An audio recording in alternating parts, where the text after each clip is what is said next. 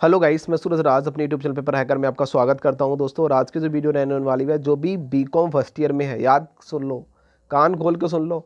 2021 में आने वाले क्वेश्चन की बात करूंगा इस वीडियो में, ठीक है।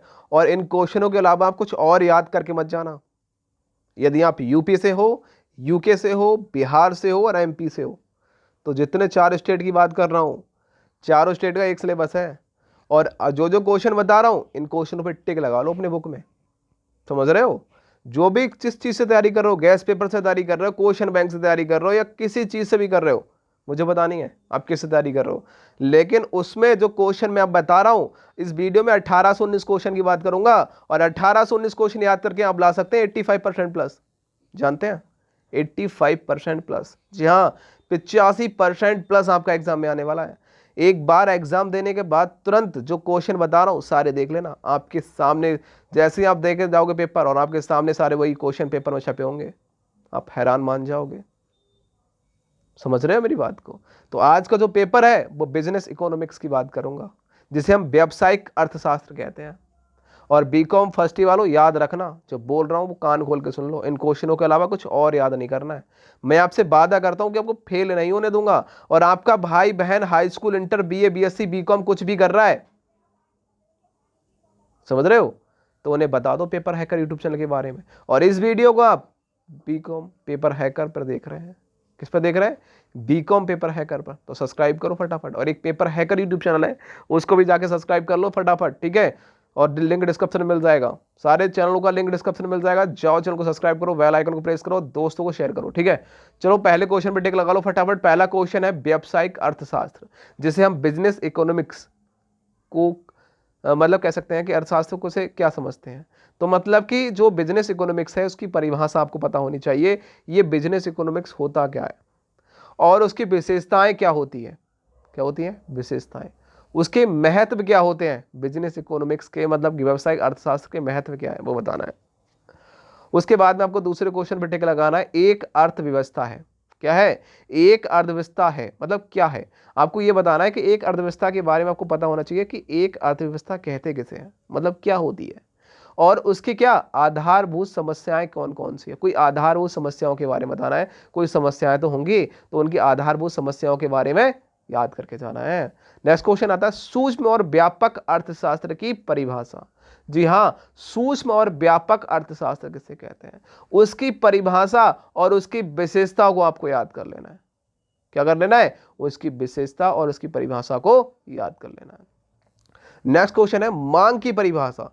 तो मांग किसे कहते हैं जानते हैं आप? मांग के नियम, मांग की परिभाषा, मांग के नियम क्या होते हैं या मांग की परिभाषा क्या होती है, ये देखेंगे। और एक क्वेश्चन बहुत ज्यादा पूछा जाता है, मूल्य गिरने पर मांग बढ़ती है, क्या होती है?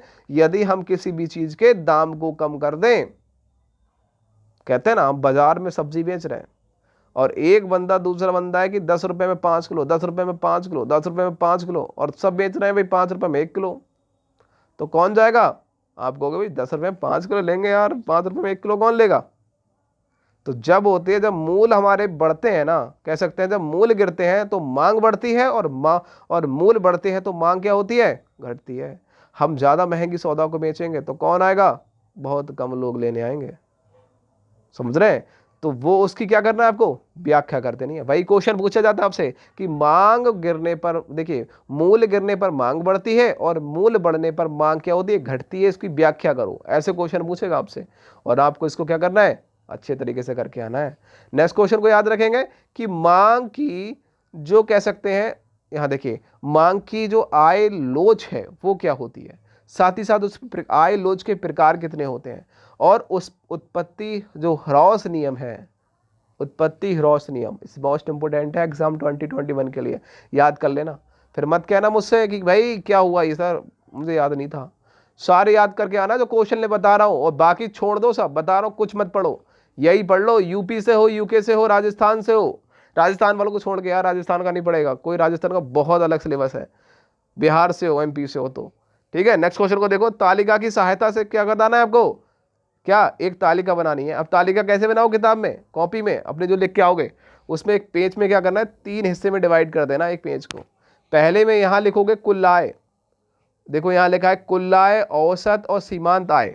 तो उसके बाद में यहाँ लिखोगे औसत आय और यहाँ लिखोगे सीमांत आय, तो हमारी ये क्या हो जाएगी, तालिका बन जाएगी। और इस तालिका में कुल आय के बारे में यहाँ डिस्कस कर देना है, औसत आय के बारे में यहाँ, और सीमांत आय के बारे में यहाँ। बस तीनों जो आपको बनाना है ये तालिका बन जाएगी, इसके बारे में डिस्कस करके व्याख्या कर देना, नो प्रॉब्लम। ठीक है, नेक्स्ट क्वेश्चन क्या करोगे आप, नेक्स्ट क्वेश्चन पे टिक लगा लो। कह रहा बड़े पैमाने से आप क्या समझते हैं, तो बड़े पैमाने की परिभाषा आपको बता देनी है। समझने का मतलब क्या होता है, परिभाषाएं, और उनकी क्या करना है, यदि उसकी बचतों की व्याख्या कर देनी है। मतलब कि बड़े पैमाने से आप क्या समझते हैं और उसकी बचत की व्याख्या करनी है और उनके गुण दोष के बारे में बताना है। समझ में आ रहा है। और उसके बाद क्या करना है, अल्पकाल में, देखिए कह रहा है अल्पकाल में लागत एवं उत्पादन की व्याख्या करनी है। तो अल्पकाल में लागत और उत्पादन की करना है, व्याख्या करनी है। और साथ ही साथ आपको क्या बताना है, विभिन्न लागत क्या होता है, क्या करना है, विभिन्न लागत क्या होती है। देखिए अल्पकाल मतलब छोटे से काल में, अल्पकाल का मतलब क्या होता है, छोटे से समय में, छोटे से काल में लागत हमने कुछ लगाई और उससे क्या कर दिया, उत्पाद प्राप्त कर लिया, बहुत ज्यादा हमने बना लिया छोटे से समय में, थोड़ा रुपए लगाया और अधिक कमा लिया। इसमें हमें क्या बताना है, संबंध बताना है। और साथ ही साथ आपको यह बताना है कि विभिन्न लागत क्या होती है, जानते हो, विभिन्न प्रकार की लागतें होती हैं, उसके बारे में बताना है। साथ ही साथ आप जानते हैं कि पूर्ण प्रतियोगिता और अपूर्ण प्रतियोगिता दो प्रकार की, साथ ही साथ तीन प्रकार की प्रतियोगिता पूछी जाती है। पूछेगा पहले पूर्ण प्रतियोगिता क्या होती है और अपूर्ण प्रतियोगिता क्या होती है। साथ ही साथ कभी कभी यहां से यहां तक भी पूछ लेगा कि एकाधिकारत्मक प्रतियोगिता क्या होती है। ठीक है, और उसका क्या बताना है, इसका मूल और निर्धारण कैसे कर सकते हैं ये बताना है। और बहुत सारे स्टूडेंट मुझसे ये पूछते हैं कि सर इसका इंग्लिश में बताया करो, तो मैं उनसे कहना चाहूंगा कि आप गूगल क्या करना है, गूगल ट्रांसलेशन को डाउनलोड कर लेना ऐप को, और वहां से आप जो भी बोलोगे ऐसे बोल दो पूर्ण प्रतियोगिता क्या होती है। उसके बाद में आपको क्या याद करना है, ध्यान से देख लीजिए। ठीक है, अब देखो यहाँ पूर्ण प्रतियोगिता, पूर्ण प्रतियोगिता, एकाधिक प्रतियोगिता आप देख सकते हैं। उसके बाद में क्वेश्चन पूछता है कि मूल विभेदन परिभाषा। अब देखिए मूल विभेद क्या होता है, जैसे कि मान लो कि एक मूल है, एक हमने कोई चीज का प्राइस रख दिया, उस प्राइस में अंतर क्या होता है, और साथ ही साथ ये बताना है ये कब हो सकता है लाभदायक, मतलब कि कोई मूल्य है, कोई हमने प्राइस रखा तो कब लाभदायक हो सकता है और कब हो सकता है बाधनीय, मतलब क्या मतलब हुआ, कब हानि, बाधनीय का मतलब क्या होता है, कब बाधा डाल सकता है हमें, मतलब कि हानि पहुंचा सकता है। कब लाभदायक होगा और कब हानिकारक होगा, कब क्या चीज, आपको प्राइस मतलब कि मूल्य, मूल्य के विभेद की मतलब की परिभाषा, मूल्य के कितने अंतर होते हैं, मूल विभेदन परिभाषा आपको बतानी है, कब लाभदायक हो सकता है, कब हानिकारक हो सकता है, ये देखेंगे। साथ ही साथ नेक्स्ट क्वेश्चन पूछता है कि मजदूरी के आधुनिक सिद्धांत, तो मजदूरी के आधुनिक सिद्धांत बताना है, और साथ ही साथ आपको बताना है लगान के, जो लगान होता है लगान के आधुनिक सिद्धांत। तो मजदूरी के आधुनिक सिद्धांत और क्या, लगान के आधुनिक सिद्धांत, इन दोनों को देखना है। और ब्याज की जो तरलता सिद्धांत है, कह सकते हैं ब्याज की तरलता सिद्धांत, लाभ क्या है और लाभ का अनिश्चित सिद्धांत, इन दोनों को अच्छी तरीके से देख लीजिए। नेक्स्ट क्वेश्चन पे टिक लगाएंगे। जो भी स्टूडेंट बीकॉम फर्स्ट ईयर में है, जो क्वेश्चन बता रहा हूं उन क्वेश्चनों को अच्छी तरीके से याद करके जाएं। नेक्स्ट क्वेश्चन आपके सामने है, और नेक्स्ट क्वेश्चन का जो आंसर रहने वाला है वो है ब्याज की दर शून्य हो सकती है, स्पष्ट करिए। देखिए कोई भी ब्याज है और उसकी दर क्या है, शून्य हो सकती है, तो आपको क्या करना है, स्पष्ट करना है। ठीक है, ये पहला क्वेश्चन। नेक्स्ट क्वेश्चन को देखेंगे कि आभास लगान क्या होता है, आभास लगान और नगद मजदूरी तथा क्या कह सकते हैं जो समल मजदूरी, नगद मजदूरी और समल मजदूरी। नगद क्या होता है, हमने अभी काम किया, पूरा 8 घंटे काम किए, 8 घंटे के पैसे ले लिए, यह क्या हुआ, नगद मजदूरी हो गई। समल मजदूरी क्या हुआ कि भाई यार हमने ठेका ले लिया और काम कर रहे हैं, काम पूरा हुआ, पैसे ले लिए, तो यह क्या हुआ, समल मजदूरी हो गई। इन दोनों को देखेंगे। अप्रत्यक्ष लागत क्या होती है, जो अप्रत्यक्ष लागत होती है वो क्या होती है। साथ ही साथ उत्पत्ति वृद्धि नियम और विस्तार पथ रेखा, इन दोनों तीनों को अच्छी तरीके से याद कर लीजिए, शॉर्ट में आपसे पूछता है। उसके बाद में नेक्स्ट क्वेश्चन को याद करेंगे, वो है आपका, देखिए वो होता है पूर्ति की लोच को प्रवाहित करने वाले तत्व, मतलब क्या है, पूर्ति की जो लोच को इफेक्टेड पहुंचाने वाले जो एलिमेंट होते हैं, तत्व होते हैं, उनके बारे में देखेंगे। साथ ही साथ उत्पादन संभावना वक्र का स्पष्ट करना है, तो क्या अर्थ स्पष्ट करना है, वक्र का अर्थ स्पष्ट करना है आपको कि उत्पादन संभावना जो वक्र है उसका जो अर्थ है वो आपको क्या करना है, स्पष्ट करना है, अर्थ के बारे में आपको बताना है। उसके बाद में आता है कीमत। ये बोला गया है कीमत संयंत्र की सीमाएं क्या होती हैं, साथ ही साथ विज्ञापन किसे कहते हैं, और साथ ही साथ मांग की लोच क्या होती है। ये आप याद करिए, बाकी कुछ और देखने की जरूरत नहीं पड़ेगी। ये थे एग्जाम 2021 के लिए मोस्ट इंपोर्टेंट।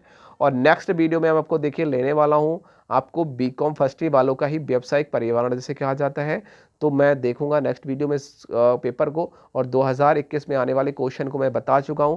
फिर भी कोई इशू आ रहा है आपकी लाइफ में तो मुझे एक बार व्हाट्सअप नंबर डिस्क्रिप्शन में दे रखा है, मुझे कॉल कर सकते हैं, या फिर व्हाट्सअप पे हाय हेलो लिख के मुझे उसके बारे में कोई भी राय लेना चाहते हैं तो पूछ सकते हैं। फिर भी आप अपने दोस्तों को, अपने भाइयों बहनों को एक बार ज़रूर बताइए पेपर हैकर यूट्यूब चैनल के बारे में, जो भी high school, inter, BSc, BCom में पढ़ रहा है। तो मिलते हैं नेक्स्ट टाइम, तब तक के लिए जय हिंद दोस्तों। कोई प्रॉब्लम थी कमेंट बॉक्स में जरूर बताना, ठीक है।